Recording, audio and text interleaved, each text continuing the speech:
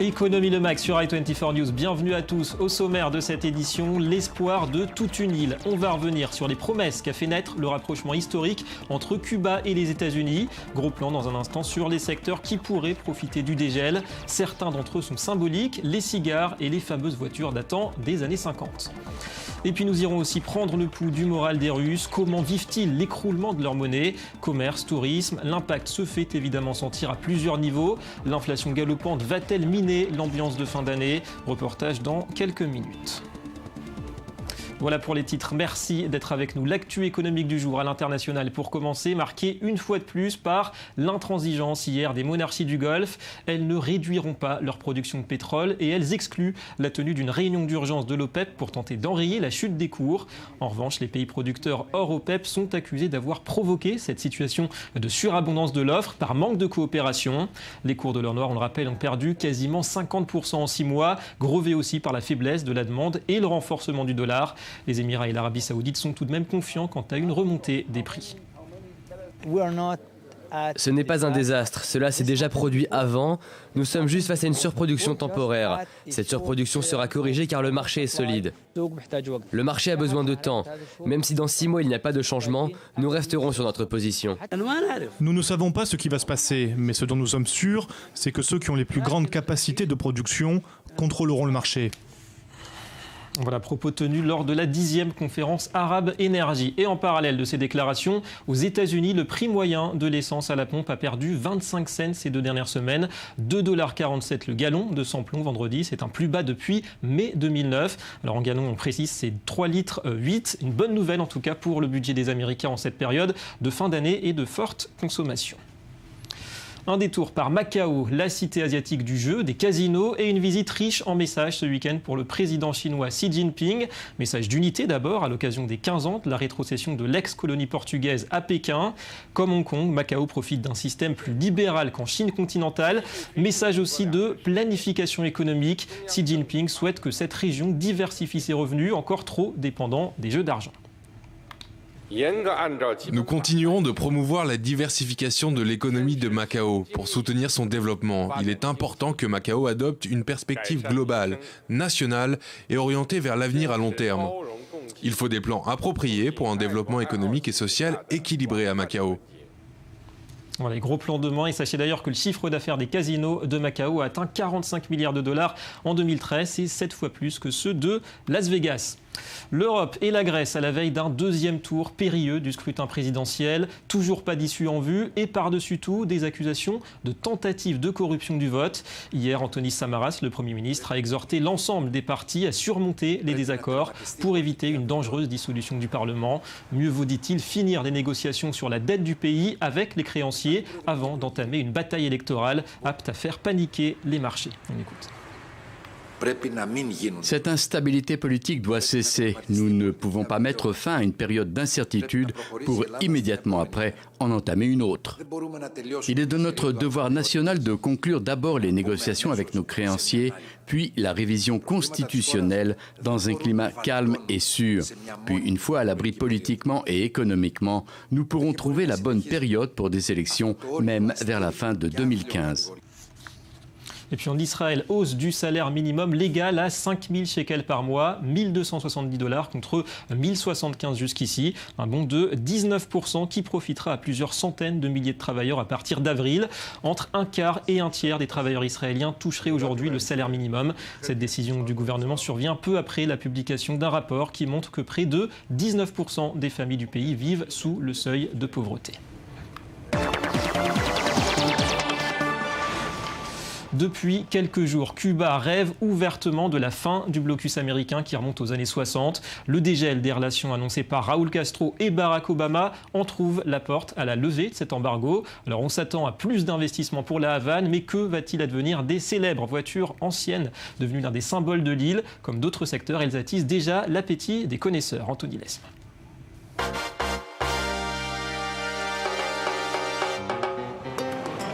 On les appelle les almendrones, les grosses amandes. Surnommés ainsi par les Cubains pour leur forme bombée, ces Pontiac, Plymouth, Dodge et autres Chevrolet pourraient vivre leurs dernières heures. La levée de l'embargo pourrait bien réveiller la convoitise d'amateurs du monde entier et faire disparaître du paysage ces magnifiques berlines américaines. Un changement parmi d'autres. Ce ne serait pas réaliste de ma part de tenter de prévoir exactement où va Cuba. Mais le changement va venir à Cuba. Il n'y a pas d'alternative et ça pourrait arriver vite.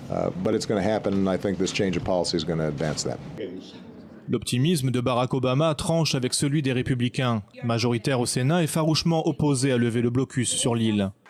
Côté cubain, Raúl Castro est conscient qu'une bataille politique est en cours. Nous espérons que le président des États-Unis utilisera de façon déterminée ses pouvoirs exécutifs pour substantiellement modifier l'implémentation du blocus, d'une façon qui ne requiert pas l'approbation du Congrès. En attendant, Barack Obama a déjà modifié quelques règles. Annulant de multiples restrictions de voyage, les touristes états-uniens seront certainement plus nombreux que les 90 000 Américains de l'année dernière. Ils pourront désormais utiliser leur carte de crédit et les institutions américaines pourront ouvrir des comptes dans les institutions financières cubaines. Ils pourront ramener pour $400 de marchandises, dont 100 d'alcool ou de tabac, une aubaine pour les marchands de rhum et de cigares. Nous les Américains, on veut toujours ce qu'on ne peut pas avoir. Donc les cigares cubains ont une certaine aura pour nous. Maintenant, on va pouvoir y avoir accès, même si l'embargo n'est pas totalement levé. Donc c'est sûr, les gens ont vraiment hâte. Cuba montre aussi son impatience. Étranglé économiquement, inquiet des difficultés du Venezuela, leur principal partenaire économique, la Havane s'ouvre aux solutions capitalistes. En juin dernier, les autorités avaient déjà adopté une nouvelle loi sur les investissements étrangers, une entaille aux principes communistes. L'objectif est en effet d'accompagner la libéralisation partielle de l'initiative privée. L'accord avec Washington scelle ce changement de cap, même si Raúl Castro se défend d'abandonner l'héritage de son frère, Fidel. Ouais, transition délicate et gros débat bien sûr aux États-Unis sur les conséquences de cette normalisation. Beaucoup dénoncent évidemment une victoire du régime castriste. Nous sommes en ligne avec Christophe Ventura, chercheur associé à l'IRIS. Bonjour. Bonjour. Merci d'être avec nous. Alors d'abord, quand d'après vous, verra-t-on les fruits, les bénéfices pour les Cubains de cette normalisation? Est-ce qu'à ce stade, on peut déjà parler d'un tournant bénéfique pour Cuba d'un point de vue purement économique? Bien, c'est encore difficile à dire précisément parce que d'une part, les bénéfices se verront une fois que l'embargo sera réellement levé, ce qui n'est pas encore le cas aujourd'hui, qui est une bataille que va devoir mener Obama chez lui, même s'il a la possibilité de le vider de sa substance par la possibilité de décret. En tout cas, cette question de l'embargo va prendre du temps et manifestement le gouvernement cubain se prépare, lui, à ce qu'ils ont identifié et nommé une longue bataille, c'est ce qu'a dit hier le président Raúl Castro, pour que cette fin d'embargo existe. Donc, tout ce qu'on discute là, pour l'instant, c'est un peu une projection qui n'est pas encore une réalité. Alors oui, au vu des réformes libérales qui sont déjà engagées par Raúl Castro, est-ce qu'on peut imaginer qu'elles vont s'intensifier prochainement avec, en retour, plus d'investissements étrangers pour Cuba?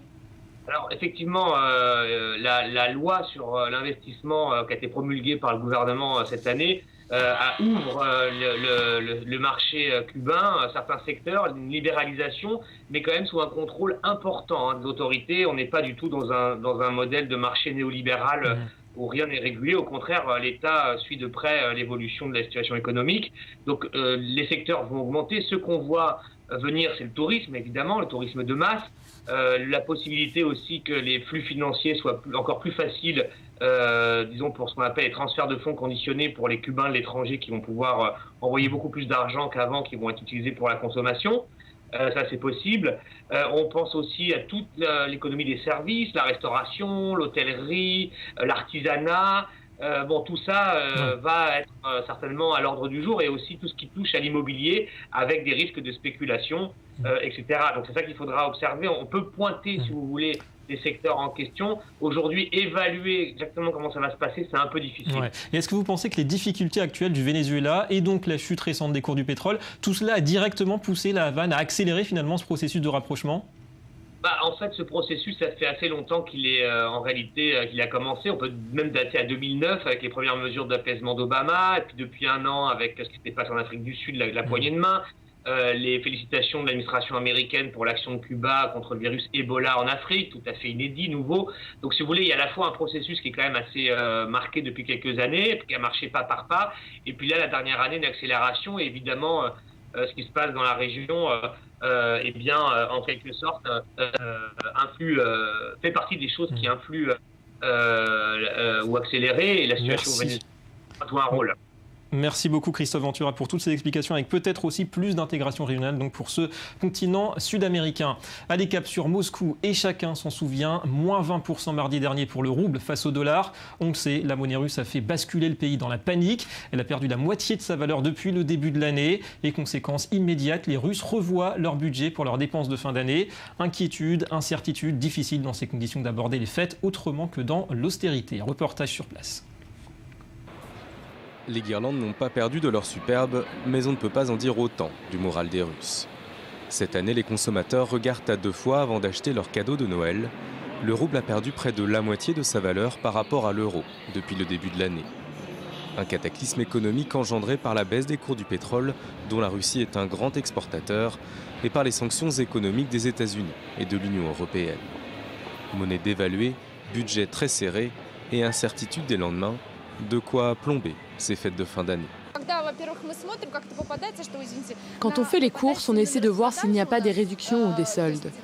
Mais si ce sont des choses qu'on aime vraiment, on les achète quand même si les prix ont augmenté de 10% ou plus. Autre secteur à pâtir de cette crise, le tourisme. Ces dernières années, les capitales européennes avaient la cote parmi la classe moyenne russe. Des destinations prisées pour aller passer les fêtes de Noël. Des voyages désormais quasi inabordables. Tout coûte 50 à 70% plus cher en Europe. Donc même si le voyage a été réservé en avance, des gens annulent parce qu'ils n'ont plus les moyens de payer l'hôtel. Ils n'ont tout simplement pas les moyens de se permettre la vie là-bas. Conséquence inattendue de cette crise, un boom des achats de produits électroniques et électroménagers.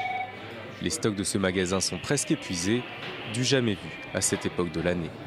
Les clients anticipent, le rouble dégringole et les prix des produits importés ne font qu'augmenter. Des produits qui, eux, contrairement au rouble, ne risquent pas de perdre leur valeur du jour au lendemain. En somme, certains investissent dans une machine à laver comme on investirait dans la pierre. Les gens essaient d'investir dans des choses au prix plus ou moins intéressant. Tout le monde n'a pas assez d'argent pour placer ses économies dans un appartement ou une belle voiture. Et donc les appareils électroniques et électroménagers sont plus accessibles pour ces personnes-là. La vente de certains produits a déjà doublé. Certaines marques étrangères, quant à elles, ont carrément quitté le marché russe, jugé trop volatile. Le géant américain Apple, lui, a augmenté ses prix de 20% du jour au lendemain, avant de carrément suspendre ses ventes sur Internet en Russie. Autant d'événements qui rendent la crise concrète aux yeux des Russes et qui pourraient n'être que le début d'une longue série si la tempête venait à durer. En tout cas, le rouble qui semblait rebondir ce lundi. Allez, on passe au Media Watch.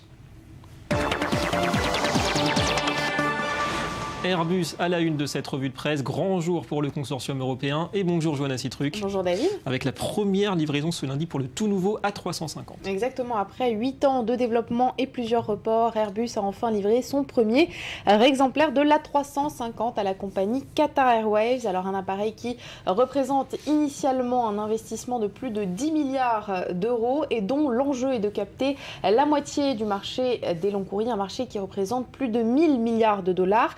La particularité de cet avion, c'est qu'il est fait majoritairement avec des fibres de carbone, ce qui devrait permettre de réduire ses frais dans le futur de 25%. Et pour ce qui est du premier vol commercial, eh bien, il devrait avoir lieu le 15 janvier prochain au départ de Doha et à destination de Francfort. Bon vent à lui. Tout autre chose, Johanna, Ebola. Et pour certains chercheurs, eh bien, le FMI aurait sa part de responsabilité dans la propagation du virus. Oui, c'est en tout cas ce que dit une étude qui a été menée par plusieurs chercheurs britanniques. D'après eux, les programmes de réforme exigés par le FMI auraient affaibli les systèmes de santé en Guinée, au Libéria et en Sierra Leone. Et ça serait principalement à cause de cette faiblesse des systèmes de santé que le virus Ebola aurait pu se propager plus facilement, aussi rapidement dans ces trois pays.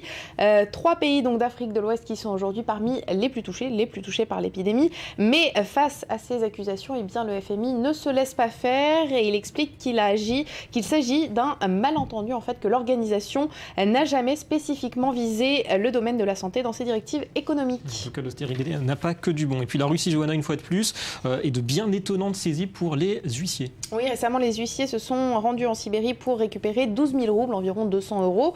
Le problème, c'est que la personne qui devait cet argent n'avait rien à offrir en échange de ses dettes. Donc pour compenser, les huissiers ont décidé de saisir le chat, la seule chose qui avait de la valeur dans l'appartement, puisqu'il s'agit d'un animal de race. L'histoire peut paraître assez anecdotique, mais ce n'est pas le premier cas. Un autre a été signalé, celui d'une femme d'affaires qui devait de l'argent à un fonds de pension.